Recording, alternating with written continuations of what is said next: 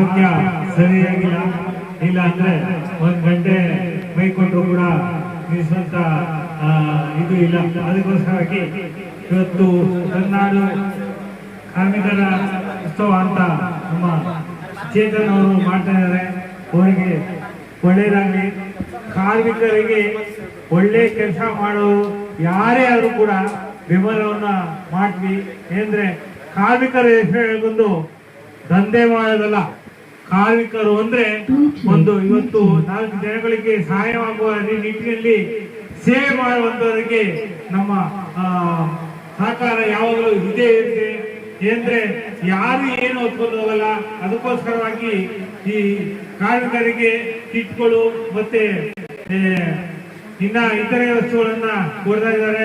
ಅವರಿಗೆ ಶುಭವಾಗಲಿ ಅಂತ ಹೇಳ್ತಾ ನಾನು 2 ಮಾತನ್ನು ಮುಗಿಸ್ತೀನಿ. ನಮಸ್ಕಾರ.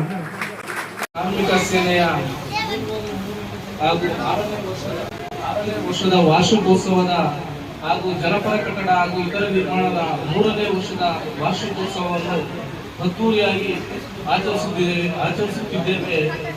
ಹಾಗೆಯೇ ಕಾರ್ಮಿಕರಿಗೋಸ್ಕರ ಹಾಗೂ ಹಿಂದುಳಿದ ವರ್ಗಗಳಿಗೋಸ್ಕರ ಈ ಸಂಘಟನೆಯನ್ನು ಕಟ್ಟಿದಂತಹ ಮಹಾನ್ ನಾಯಕ ಎಂದು ಖ್ಯಾತಿ ಪಡೆದ ಚೇತನ್ ಕನ್ನಡಿಗ ಅವರಿಗೂ ನಾನು ತುಂಬು ಹೃದಯದ ಅಭಿನಂದನೆಗಳನ್ನ ನಾನು ಸಲ್ಲಿಸುತ್ತಿದ್ದೇನೆ. ಹಾಗೆಯೇ ಈ ಸಂಘಟನೆಯ ಉಪಾಧ್ಯಕ್ಷರಾದ ರಾಜ್ಯ ಉಪಾಧ್ಯಕ್ಷರಾದ ಗೌಡ ಅವರಿಗೂ ನಾನು ತುಂಬು ಹೃದಯದ ಅಭಿನಂದನೆಗಳನ್ನ ನಾನು ಸಲ್ಲಿಸುತ್ತಿದ್ದೇನೆ. ಹಾಗೆಯೇ ನಮ್ಮ ಚಿಕ್ಕಬಳ್ಳಾಪುರ ಆಗಿರ್ಬೋದು, ತುಮಕೂರು ಆಗಿರ್ಬೋದು, ಎಲ್ಲ ನಮ್ಮ ಶ್ರೀರಾಮಪುರದ ಎಲ್ಲರಿಗೂ ನಾನು ಅಭಿನಂದಿಸುತ್ತಿದ್ದೇನೆ.